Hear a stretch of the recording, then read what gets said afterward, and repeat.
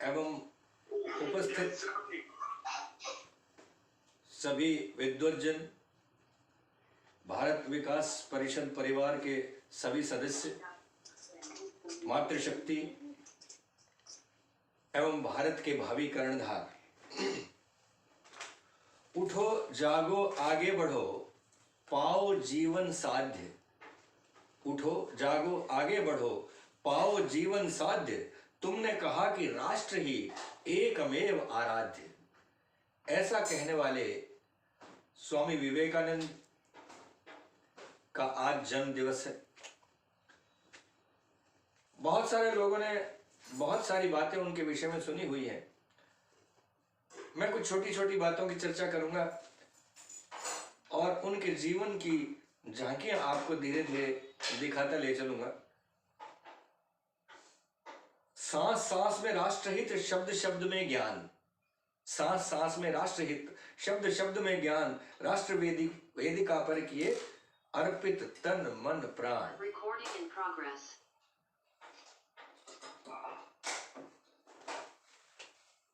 1863 12 जनवरी 1863 का दिन था जब कलकत्ता में विश्वनाथ दत्त के घर में एक बालक का जन्म हुआ। कायस्थ परिवार था। उनकी माता का नाम भुवनेश्वरी देवी था और जो बच्चा पैदा हुआ उसका नाम वीरेश्वर रखा गया। बहुत कम लोग इस बात को जानते हैं कि जैसे हमारे यहाँ बिल्ले एक नाम होता है, तो स्वामी जी का भी बचपन का जो प्यार का घर का नाम था वो बिल्ले था। बाद में नरेंद्र नाथ दत्त उनका नाम रखा गया। पढ़ाई लिखाई में वो शुरू से ही बड़े होशियार थे, बहुत अच्छे थे। उनके कुछ मित्र थे जिनमें हरिदास चट्टोपाध्याय, दशरथ जी और प्रियनाथ सिंह, ये उनके बड़े प्रिय मित्र थे। बालक नरेंद्र नाथ आत्मविश्वास से हमेशा भरे रहते थे। वो कहते थे कि यदि आपको खुद पर विश्वास नहीं है तो 33 करोड़ देवताओं पर भी विश्वास करने से कुछ नहीं हो सकता।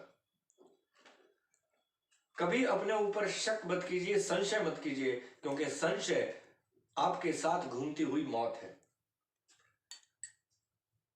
उनके पिता बैरिस्टर थे और बैरिस्टर होने के नाते उनका बड़ा एरोक्रेट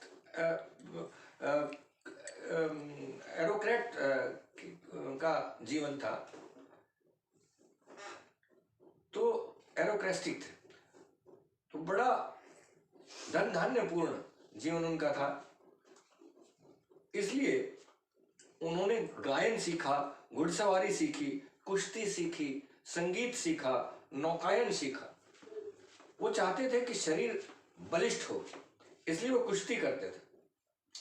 आत्मविश्वास और बल इतना था कि एक बार की बात है कि उनके साथी किसी बाग में फल तोड़कर खाया करते थे, तो वहां के जो माली थे उन्होंने एक बात फैला दी कि यहाँ एक पेड़ पर भूत रहता है।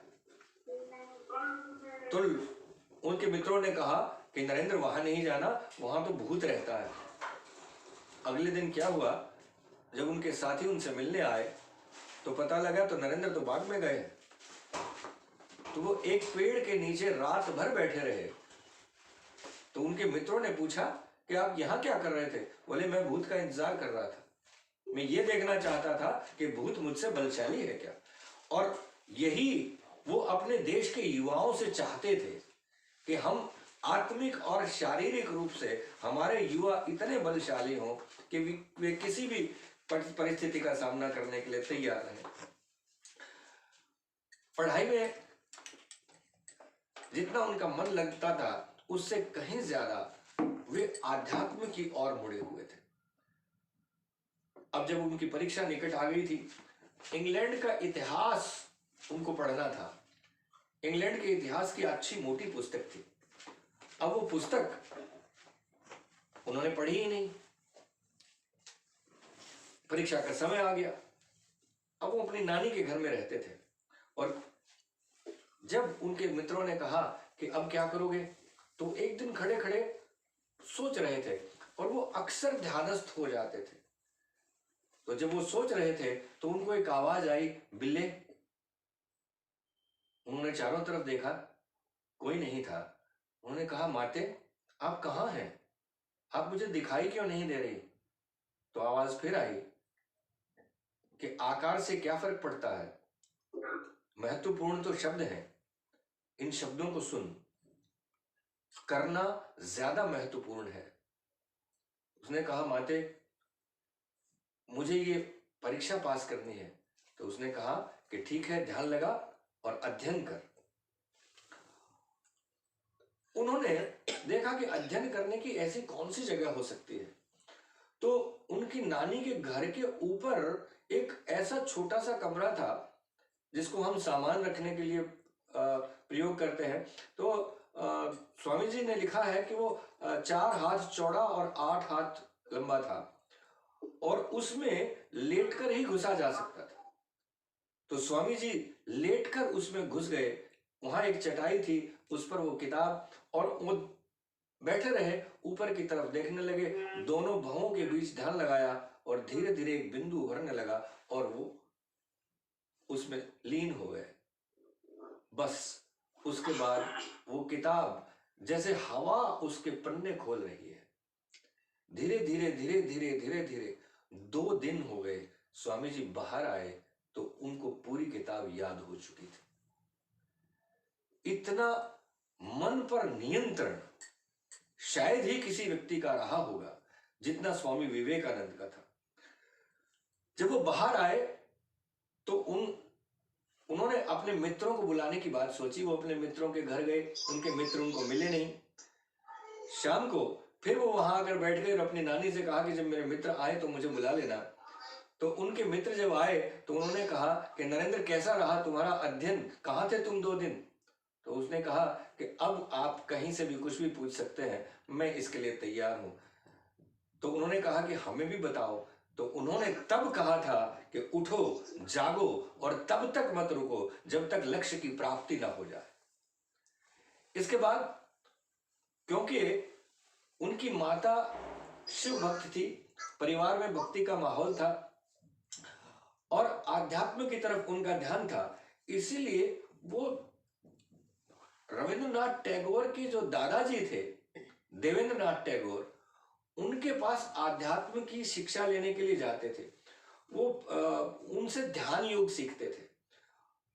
और देवेंद्रनाथ टैगोर जी, ठाकुर देवेंद्रनाथ, जिनको महर्षि देवेंद्रनाथ कहा जाता था उस समय, एक कलकत्ता वहां नदी में एक बजरे पर बैठकर वो ध्यान करते थे, जैसे जिसको हम हाउस बोट जैसा कहते हैं, वो बजरा उसको कहते हैं, आप सब लोग जानते हैं। उस पर बैठकर वो ध्यान किया करते थे और विवेकानंद जी भी उनसे ध्यान सीखते थे। एक दिन आधी रात के समय वो दौड़े दौड़े आए और उन्होंने देखा कि बजरे तक जाने के लिए कुछ भी साधन उपलब्ध नहीं, कोई नाव उपलब्ध नहीं है। लेकिन इतनी उत्कंठा थी जानने की, ईश्वर कौन है, मैं कौन हूं, ये जानने की इतनी उत्कंठा थी कि नरेंद्र नदी में कूद गए और तैरते तैरते बजरे तक पहुंचे। पानी से पूरा शरीर भीगा हुआ और सीधे धड़ाधड़ जाके देवेंद्रनाथ जी के कमरे में घुस गए। देवेंद्रनाथ जी ने पूछा, ये क्या है नरेंद्र, तुम सारे भीगे हुए हो, ये कोई समय है आने का, तुम कैसे आ गए हो? उसने कहा कि गुरुदेव मुझे एक बात बताइए। बोले क्या? बोले क्या आपने ईश्वर को देखा है? देवेंद्रनाथ सोचने लगे और नरेंद्र वापस मुड़ गए। उन्होंने पूछा, नरेंद्र कहां जा रहे हो? उसने कहा, यदि आपको सोचना पड़ रहा है तो इसका अर्थ यह है कि आप ईश्वर को नहीं जानते। मुझे उस व्यक्ति से मिलना है जो ईश्वर को जानता है। ठाकुर देवेंद्रनाथ के साथ उन्होंने दर्शन शास्त्र, खगोल शास्त्र, ज्योतिष, गणित, न्याय शास्त्र, इतिहास, साहित्य और विशेष तौर से रसायन शास्त्र का अध्ययन किया। दुनिया भर के दर्शन शास्त्रियों का, उसमें शोपेनहावर, ऑगस्ट कांटे, कांट और जॉन स्टुअर्ट मिल विशेष थे, जिनका उन्होंने अध्ययन किया था। उनके एक मित्र जो मैंने पहले जिक्र किया, प्रियनाथ सिंह थे। और प्रियनाथ सिंह से एक दिन बात करते हुए, वो भी अध्यात्म के प्रेमी थे, तो उन्होंने बात करते हुए कहा कि मुझे आजकल बड़ा अजीब सा लग रहा है। तो प्रियनाथ सिंह ने पूछा कि क्या बात है? उन्होंने कहा मुझे नहीं पता, मुझे हमेशा बाबा नजर आते हैं। तो उसने कहा कौन से बाबा नजर आते हैं? तो बाबा मत्स्यनाथ के पास वो एक बार गए थे, तो उन्होंने कहा कि मुझे बाबा मत्स्यनाथ नजर आते हैं। तो उसने पूछा बाबा मत्स्यनाथ कौन है? तो उन्होंने कहा कि एक साधु है, मैं उनके पास गया था और मुझे उनकी उनकी वो सारी घटनाएं याद आ रही हैं कि जब मैं उनके पास गया था तो वो अपने ध्यान में बैठे हुए थे। वहां थोड़ी देर के बाद एक महिला आई। उस महिला ने आकर बाबा से कहा कि आज हमारे घर में कुछ कार्यक्रम था, मैं आपके लिए भोजन लेकर आई हूँ।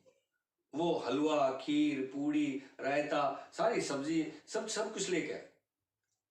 तो बाबा ने कहा कि बेटा इसे इस कमंडल में डाल दो। तो उसने कहा कि महाराज ये तो कुछ नमकीन है, कुछ मीठा है। तो बाबा ने कहा कि पेट नमकीन या मीठा नहीं देखता, साधु भोजन देखता है, स्वाद नहीं देखता। वहां से विवेकानंद जी ने ये सीखा कि किस प्रकार से अपनी जिह्वा पर हमें नियंत्रण करना चाहिए। स्वामी जी कहते हैं कि अगर आपको दुनिया को अपने वश में करना है तो जिह्वा पर नियंत्रण कीजिए, दो चीजों में, बोलने में और खाने में। इसके बाद बाबा मत्स्यनाथ ने कहा कि तुम एक काम करो। जब वो महिला चली गई तो उन्होंने कहा कि तुम एक काम करो, एक केले का पत्ता लेकर आओ, तुम भी प्रसाद ले लो। नरेंद्र ने कहा नहीं बाबा मुझे नहीं चाहिए। बोले मुझे मालूम है तुम्हें भूख लगी है। नरेंद्रनाथ पत्ता लेकर आए और बाबा ने उन्हें प्रसाद दिया। और प्रसाद देने के बाद उन्होंने कहा कि तुम ये बाकी प्रसाद ये ले जाओ, और एक बाल्टी उनके साथ दे दी प्रसाद के साथ। उन्होंने कहा कि एक बाल्टी वहां रखी हुई, उस बाल्टी को भी लेते जाना और सामने जो झोपड़ी है उसमें जाकर दे देना। जब वो वहां गए तो वहां एक परिवार, एक गरीब परिवार था। तो उन्होंने कहा कि बाबा ने आपके लिए भेजा है, इसमें क्या है? तो उन्होंने कहा कि बाबा हमेशा हर रोज दूध भेजते हैं, बाबा के पास जो गाय है वो हमारे लिए दूध भेजते हैं। तो नरेंद्र ने पूछा जब वो बाबा नहीं होते तब आप क्या करते हैं? जब बाबा कहीं जाते हैं तो क्या करते हैं? उन्होंने कहा कि जब भी बाबा जाते हैं तो गाय हमारे यहाँ छोड़ जाते हैं और हमारा गुजारा उससे होता रहता है, क्योंकि बाबा कई कई दिनों तक हिमालय में चले जाते हैं, महीनों तक हिमालय में चले जाते हैं। लेकिन जब वो आते हैं तो आने के बाद वो अपने गाय से बात करते हैं और उस गाय को कहते हैं कि कभी कभी तू हिमालय में भी मेरे साथ होती है और मुझे ध्यान नहीं करने देती, तेरी वजह से मुझे यहाँ आना पड़ता। इसलिए स्वामी जी के ऊपर इस बात का प्रभाव था कि हमें गो रक्षा करनी चाहिए। वहां से स्वामी जी ने एक बड़ी बात सीखी कि मनुष्य प्रकृति का हिस्सा है और प्रकृति हमेशा देने में विश्वास करती है, प्रकृति देकर ही प्रसन्न होती है। इसलिए असली व्यक्ति वही है जिसका जीवन देने से प्रसन्न होता है। जो व्यक्ति देकर प्रसन्न होता है वही व्यक्ति असली व्यक्ति होता है। यदि आपने किसी भिखारी को 5 रुपए दया करके फेंक दिए तो समझिए कि आपने उसका कोई कल्याण ना उसका किया ना अपना किया, अगर आपको देकर प्रसन्नता नहीं हुई। इसके बाद स्वामी जी आगे की पढ़ाई के लिए प्रेसिडेंसी कॉलेज चले गए। पहले छात्र थे वो अपने मोहल्ले से जो प्रेसिडेंसी कॉलेज में गया था। आपको मालूम होगा प्रेसिडेंसी कॉलेज बहुत ही प्रसिद्ध कॉलेज था। जो अभिजीत बनर्जी जिनको अभी नोबेल पुरस्कार मिला है उसके लिए, इकोनॉमिक्स के लिए, वो भी उसी कॉलेज के पढ़े हुए हैं।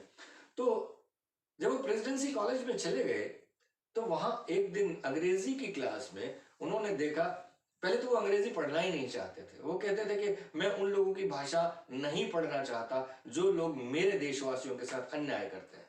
लेकिन धीरे धीरे उनको समझ आया कि इनकी भाषा सीखे बगैर इनसे बात नहीं की जा सकती। तो उन्होंने अंग्रेजी सीखनी शुरू की और न केवल अंग्रेजी सीखनी शुरू की बल्कि अंग्रेजी पर महारत हासिल की।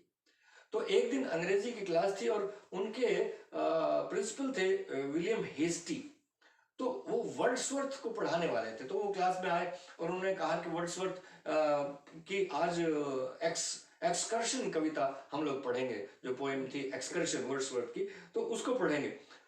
और उन्होंने कहा कि कविता वो होती है जब कविता पढ़ते पढ़ते व्यक्ति उसमें डूब जाए और पूरी तरह से अपने आसपास के सब पूरे ब्रह्मांड को भूल जाए, वो होता है अध्ययन। मैंने जीवन में एक ही आदमी ऐसा देखा है आज तक। तो नरेंद्र नाथ ने हाथ उठाया। नरेंद्र ने पूछा कि सर मैं उस महापुरुष का नाम जानना चाहता हूं। तो उन्होंने कहा कि उसका नाम है रामकृष्ण परमहंस। तो उन्होंने कहा कि मुझे रामकृष्ण परमहंस से मिलना है। तो वो बोले अगर उनसे मिलना है तो फिर आपको दक्षिणेश्वर जाना होगा। अब दक्षिणेश्वर कैसे जाया जाए, उनसे मुलाकात कैसे की जाए? पता लगा कि वहां तो बहुत सारे लोग जाते हैं। तो उनके एक जानकार थे सुरेंद्रनाथ मित्र, मित्रा जिसको हम लोग आजकल अंग्रेजी भाषा में बोल देते हैं। तो सुरेंद्रनाथ मित्र ने रामकृष्ण परमहंस को उनके अनुयायियों के साथ अपने घर बुलाया था। तो जब उन्होंने अपने घर बुलाया तो उनके स्वागत में गायन के लिए किसी की आवश्यकता थी, और नरेंद्र बहुत अच्छा गाते थे, बहुत ही सुंदर गाते थे। तो नरेंद्र को बुलाया गया और उन्होंने बहुत अच्छे अच्छे भजन वहां जाकर, क्योंकि वो तो पहले से चाहते थे कि रामकृष्ण परमहंस के दर्शन हो जाए, तो उस महापुरुष के दर्शन करते ही, क्योंकि अगर आधुनिक भारत में कोई ऋषि हुआ है तो शायद रामकृष्ण परमहंस से बड़ा नहीं हुआ है। सो उन्होंने बहुत अच्छे अच्छे भजन उनको सुनाए, और जब उन्होंने उनकी इतनी अच्छी आवाज सुनी और जब वो रामकृष्ण परमहंस जाने लगे तो उन्होंने उसके सिर पर हाथ रखा और कहा कि तुझ पर प्रभु की कृपा है, तुझ पर सरस्वती की कृपा है। नरेंद्र अभिभूत हो गए ये सुनकर और हाथ जोड़कर खड़े हो गए। तो रामकृष्ण ने कहा कि कभी दक्षिणेश्वर आना। और कुछ ही दिन बाद वो दक्षिणेश्वर जा पहुंचे। उन्होंने पूछा ये कौन है? उन्होंने कहा कि मैं यही जानना चाहता हूं। तो वहां उन्होंने कहा कि क्या आपने भगवान को देखा है, क्या आपने ईश्वर को देखा है? तो परमहंस जी ने कहा कि हाँ। बोले कैसे? बोले ऐसे जैसे मैं और तू देख रहे हैं। उन्होंने कहा कि क्या आप मुझे दिखा सकते हैं? बोले हाँ बिल्कुल दिखा सकता हूं। बोले दिखाइए। बोले लेकिन क्या तैयार हो? बोले हाँ तैयार हूं। और रामकृष्ण परमहंस ने झपट कर उनकी गर्दन पकड़ी और उनके माथे पर एक चुटकी दी और सारा ब्रह्मांड घूम गया। बोले ठाकुर ये क्या हुआ? बोले इसलिए मैंने कहा कि तैयार नहीं हो। उसके बाद उनका दक्षिणेश्वर जाना बहुत जल्दी जल्दी हो गया और वो वहां जाने लगे और धीरे धीरे वो ठाकुर के संसर्ग में आए। बंगाल में अंग्रेजों ने एक नकली अकाल पैदा किया। बंगाल का चावल पूरा खरीद कर, पूरा चावल इकट्ठा करके समुद्र में डुबो दिया, अपने जहाजों में भर भर के समुद्र में डुबो दिया। और अकाल इतना भयंकर पड़ गया, आप सब लोगों ने पढ़ा होगा, इतना भयंकर अकाल था कि लोग चूहों की तरह मर रहे थे। आदमी को एक एक वक्त के खाने के लिए एक एक महीने की कमाई देनी पड़ रही थी। तो 2 दिन हो गए, नरेंद्र के घर में भी चूल्हा नहीं जला था। वो दक्षिणेश्वर गए और कहा कि मुझे पता नहीं आप क्या करेंगे, मैं क्या मांगू आपसे, लेकिन बड़ी भयंकर समस्या है। तो रामकृष्ण ने कहा कि मुझसे मांगने की आवश्यकता नहीं है, अंदर जा मां से मांग। उन्होंने कहा नहीं नहीं आप ही बता दीजिए। उन्होंने कहा नहीं, मां ने ही मुझे बताया है, वो तेरा इंतजार कर रही है, अंदर जा। जैसे ही काली के मंदिर में पहुंचे उनका शरीर कांपने लगा और बेहोशी आने लगी, कुछ भी नहीं मांग पाए, बाहर आ गए। 3 बार ऐसा हुआ और 3 बार में उन्होंने केवल ये कहा कि मुझे आप अपनी भक्ति दे दीजिए। तब उनको लगा कि ये समस्या मेरे परिवार की नहीं है, ये पूरे देश की समस्या है। और वहां से उन्होंने एक व्रत ठान लिया कि मैं सभी लोगों के साथ मिलकर काम करूंगा। तो उसके बाद धीरे धीरे वो उनके शिष्य बन गए। और एक दिन ऐसा आया जब उन्होंने ईश्वर के दर्शन करा दिए, उनकी छाती पर पैर रख दिया, रामकृष्ण ने उनकी छाती पर पैर लगाया और उनको प्रभु के दर्शन हो गए। फिर रामकृष्ण परमहंस ने जब देखा कि अब ये लड़का तैयार हो गया है, तो उसके बाद उन्होंने समाधि ले ली।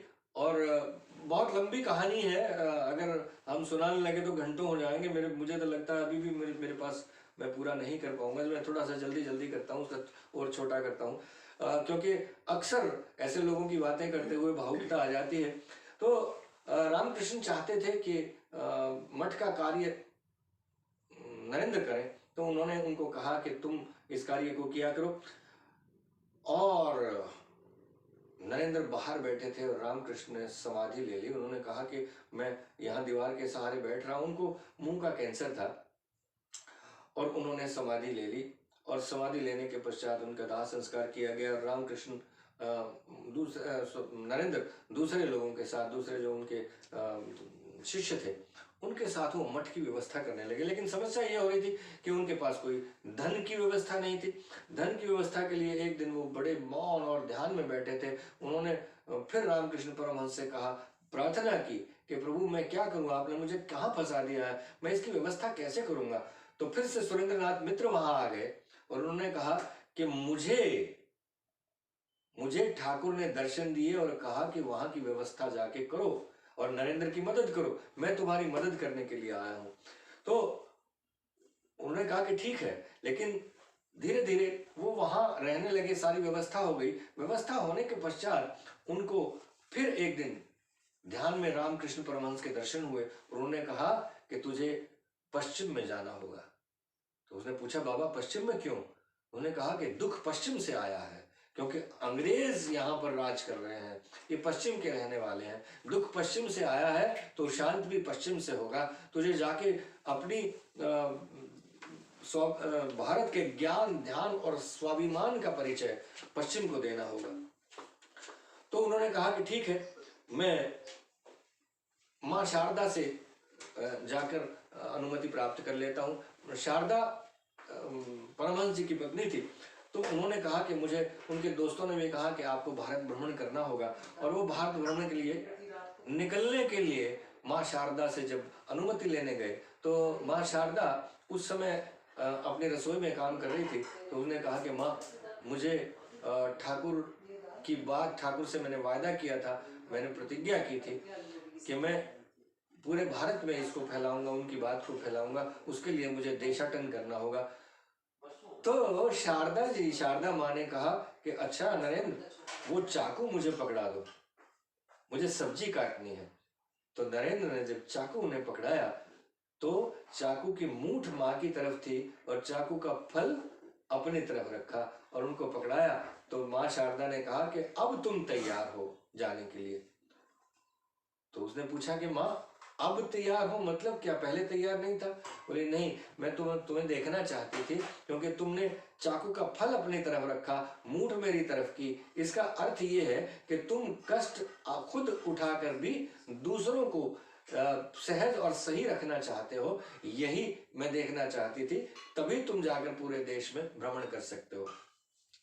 और वो भ्रमण करने लगे पूरे देश में। उन्होंने भ्रमण किया। भ्रमण करते करते आप सब लोग जानते हैं कि वो कन्याकुमारी पहुंचे। कश्मीर से कन्याकुमारी तक की यात्रा उन्होंने की। और वहां जाकर जब वो विवेकानंद रॉक आप सब लोगों ने देखी होगी, वहां तक जाने की जिस दिन व्यवस्था नहीं थी, लेकिन उनको ध्यान करने की बहुत इच्छा थी, तो पानी में कूद पड़े और जाकर विवेकानंद रॉक पर वहां बैठ गए और वहां उन्हें असली ज्ञान की प्राप्ति हुई। जब वहां ज्ञान की प्राप्ति हो गई तो इसी दौरान एक खबर आई कि 1800 के वहां अमेरिका में शिकागो में सर्वधर्म सम्मेलन हो रहा है, महासभा हो रही है, तो उनके मित्रों ने कहा कि नरेंद्र आपको जाना चाहिए, आपको वहां जाना चाहिए। तो उन्होंने कहा कि जाना तो चाहिए लेकिन व्यवस्था कैसे होगी, वो व्यवस्था तो मैं नहीं कर पाऊंगा। तो उन्होंने कहा कि हम लोग करेंगे। उन्होंने धन वन इकट्ठा किया और सर मैं 10 मिनट और ले सकता हूँ क्या? जी जी ठीक है सर, ठीक है सर, बिल्कुल कंटिन्यू। तो उन्होंने, उनके मित्रों ने धन की किसी तरह से व्यवस्था की और उन्होंने अपने मित्रों से कहा कि ये धन मुझे नहीं चाहिए, तुम इस धन को अपने पास रखो और गरीबों में बांट दो। उन्होंने पूछा कि लेकिन जाओगे कैसे? उन्होंने कहा कि जिस ठाकुर ने मुझे जाने के लिए कहा है वही मेरा इंतजाम करेगा। और उसी शाम खेतरी नरेश अजीत सिंह के मुंशी जगमोहन लाल उनसे मिलने आए। उन्होंने कहा कि राजा साहब ने आपको बुलाया है। किस लिए बुलाया है? कि उनके बेटे का जन्मदिन है और उस जन्मोत्सव में वो चाहते हैं कि आप भी आए। राजा जो खेतरी नगर के राजा थे वो उनको पहले से परिचित थे और उनके भक्त थे। और राजा साहब ने एक और काम किया है, बड़ी अच्छी घटना है जो मैं आपको सुनाना चाहता था। एक गणिका थी मालविका, वो गाने के उसके दूर दूर तक चर्चे थे। उन्होंने सोचा कि उसको भी बुला लिया जाए क्योंकि स्वामी जी आ रहे हैं। तो जब जगमोहन लाल उसको बुलाने गए तो मालविका ने आने से मना कर दिया। उन्होंने कहा कि तुम्हें मालूम है तुम किसको मना कर रही हो? तो उसने कहा कि मौत से ज्यादा क्या हो सकता है। तो फिर उसने कहा कि आपको मालूम है कि विवेकानंद भी वहां आ रहे हैं, सॉरी नरेंद्र दत्त वहां आ रहे हैं। तो नरेंद्र दत्त वही साधु जिसकी आजकल बहुत चर्चा है कि हाँ। तो उसने कहा कि ठीक है, मैं एक शर्त पर आ सकती हूँ कि नरेंद्र मेरा गाना सुनने आए। तो उन्होंने कहा इसकी गारंटी मैं नहीं दे सकता। फिर भी वो आ गई। और लेकिन स्वामी जी ने कहा कि मैं महिला कंठ से गाना नहीं सुनूंगा, इसलिए मैं वहां नहीं जाऊंगा। स्वामी जी वहां पहुंच गए केतरी और जयपुर, और उन्होंने कहा कि मैं गाना सुनने नहीं जाऊंगा। तो गणिका को बताया गया कि स्वामी जी ने सुनने से आने से मना कर दिया है। तो उसने कहा ठीक है कोई बात नहीं, स्वामी जी ने मना कर दिया है। तो उसने गाना शुरू किया। उसने कहा आज मेरे गायन की परीक्षा होगी। और उसने मीरा का एक भजन गाना शुरू किया, प्रभु जी मेरे अवगुण चित्त न धरो, समुद्र सी प्रभु नाम त्योहारो, अब मोहि पार करो। और उसके गाने में इतना दर्द था और लगता था कि एक एक शब्द वो स्वामी जी के लिए गा रही है। स्वामी जी उठकर आ गए और उनके सामने हाथ जोड़कर खड़े हो गए। उन्होंने कहा कि माँ मुझसे गलती हो गई, मैं पुरुष और स्त्री में भेद कर गया, ये मुझे क्षमा करो। तो उसने कहा कि नहीं स्वामी जी, मैं तो आप ये मान के चलिए कि मैं तो आपके चरणों की धूल लेना चाहती थी, इसलिए मैंने ऐसा किया था। खैर वहां से राजा साहब ने उनके शिकागो जाने की व्यवस्था कर दी और जलयान से यात्रा शुरू हो गई। जलयान से यात्रा शुरू होने के दौरान वो डेक पर खड़े रहते थे, बहुत सारे लोगों से उनकी बातचीत होती थी। वो कहानियां भी मैं अब छोड़ रहा हूँ। तो हांगकांग में जाते हुए हांगकांग में 3 दिन के लिए रुकना था। वहां उन्होंने बौद्ध मंदिरों के दर्शन किए और वहां भी एक बड़ी चमत्कारी घटना हुई कि वहां लोगों ने कहा कि इस मंदिर में आप जा नहीं सकते, लेकिन वो अपना ईश्वर का नाम लेते लेते वहां तक पहुंच गए। और अचानक ही देखा कि जो लोग मारने आ रहे थे उन लोगों ने उनके पैर छूने शुरू कर दिए। तो उनमें जो जहाज पर एक महिला मिली उनको, उसका नाम था कैट सेनबॉर्न। कैट सेनबॉर्न से उनकी मुलाकात हुई और कैट सेनबॉर्न ने उन्हें कहा कि आप शिकागो जा रहे हैं तो अगर आपको समय मिले तो बोस्टन आना, मैं बोस्टन में रहती हूँ। अब स्वामी जी अमेरिका पहुंच गए, लेकिन आपको ताज्जुब होगा कि वो जून के मध्य में अमेरिका पहुंच गए और शिकागो सर्वधर्म सम्मेलन होना था सितंबर में, 11 सितंबर को होने वाला था। उनको पता ही नहीं था, ना उनके पास कोई परिचय पत्र था, ना उनका रजिस्ट्रेशन वहां हुआ था। ये सब वहां जाकर पता लगा। अब वहां उनके पास इतने पैसे भी नहीं थे, पैसे धीरे धीरे खत्म होने लगे। तो उन्हें कैट सनबॉर्न की याद आई और वो बोस्टन चले गए।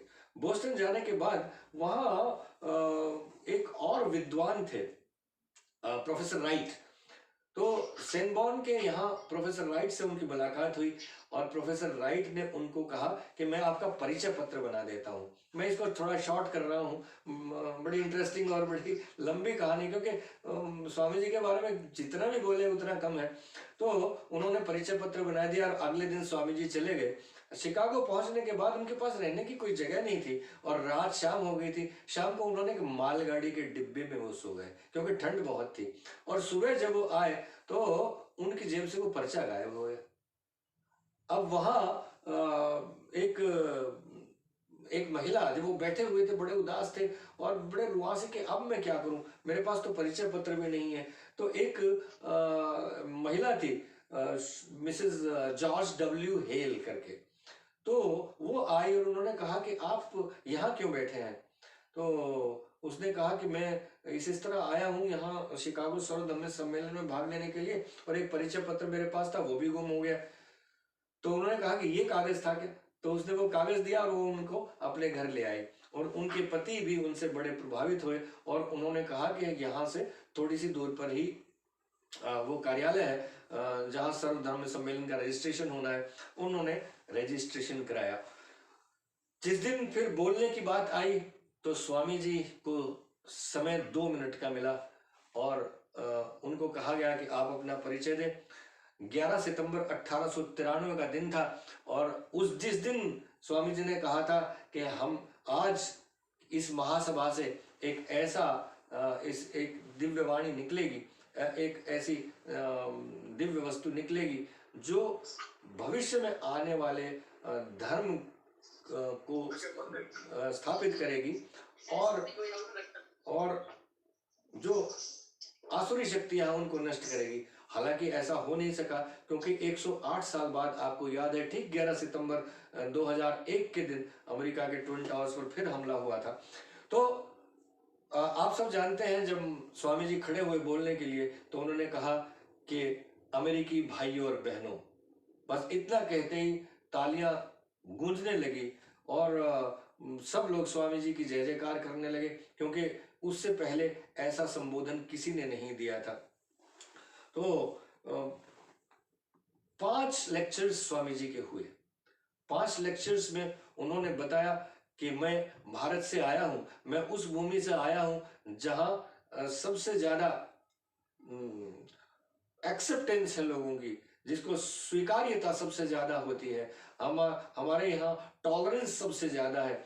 हमने रोमन साम्राज्य ने जिन यहूदियों को निकाला हमने उनको गले लगाया, जिनको ईरान ने अपने यहाँ से निकाला हमने उन पारसियों को गले लगाया, हमने मुस्लिमों को गले लगाया। जिन लोगों को दुनिया ने ठुकराया मेरे धर्म ने उनको गले लगाया। मेरा धर्म दुनिया का एकमात्र धर्म ऐसा है जिसने जितने ठुकराए हुए लोग थे उन सबको अपने गले लगाया है। इस प्रकार से अगर पूरा भाषण में सुनाने लगूं तो बहुत देर लग जाएगी। तो उन्होंने मुख्य रूप से जो मैं बात कहना चाहता हूं, 2 श्लोक उन्होंने सुनाए। एक श्लोक का अर्थ था कि जैसे सारी नदियां चाहे वो ऊबड़ खाबड़ ऊपर नीचे होते हुए अलग अलग रास्तों से जाती हैं लेकिन फिर भी एक समुद्र में गिरती हैं, इसी प्रकार व्यक्ति किसी भी रास्ते से जाए अंततः ईश्वर को ही प्राप्त होता है। तो दूसरा जो श्लोक था गीता का, जो आप सबने सुना होगा, भगवान कृष्ण ने कहा कि जो मुझे जिस रूप में भजता है मैं उसी रूप में उसे प्राप्त होता हूँ। लेकिन जब जैसे जैसे लोकप्रियता स्वामी जी की बढ़ती गई, वहां के लोगों को, जो पादरी लोग थे, उनको बड़ी दिक्कत हुई। तो एक पादरी थे बोस्टन के, जोसेफ कुक नाम था उनका। एक दिन वो स्वामी जी से बोले कि स्वामी जी मैंने कुछ पुस्तकें रखी हैं, आप इनको देखिएगा। तो उन्होंने देखा तो सबसे ऊपर एक ऐसे लाइन में पुस्तकें रखी हुई थी। सबसे ऊपर जो पुस्तक रखी थी वो बाइबल थी और सबसे नीचे जो पुस्तक रखी थी वो गीता थी। उन्होंने इसलिए रखा था कि वो चाहते थे ये दिखाना कि गीता कितने नीचे है। तो उन्होंने कहा कि स्वामी जी आपको लगता है ये क्रम ठीक है? तो स्वामी जी ने कहा कि बिल्कुल ठीक है। तो पादरी ने कहा कि आपको एतराज नहीं है कि गीता सबसे नीचे रखी है? उसने कहा बिल्कुल नहीं, यही होना चाहिए था क्योंकि गीता ही इन सब धर्मों की जड़ है। तो उसके बाद स्वामी जी का गुरु में इतनी आस्था थी कि आपको ताज्जुब होगा कि एक चित्रकार ने वहां उनका चित्र बनाया। जब वो भाषण दे रहे थे तो वो चित्रकार वो चित्र देने के लिए जब आया तो लोगों ने उसको रोका, लेकिन उसने कहा कि नहीं, मुझे स्वामी जी को चित्र देना है। और जब वो चित्र स्वामी जी को दिया तो उन्होंने देखा कि उसके पीछे एक और व्यक्ति खड़ा है। तो लोगों ने वहां, उनके सेवकों ने पूछा कि स्वामी जी तो अकेले भाषण दे रहे थे, ये पीछे कौन है? उसने कहा कि मुझे नहीं पता, मैंने जो देखा मैंने वो बनाया। तो चलिए स्वामी जी से ही पूछते हैं। जब स्वामी जी से पूछा गया कि पीछे कौन खड़े हैं तो आशीर्वाद की मुद्रा में वहां रामकृष्ण परमहंस खड़े हुए थे।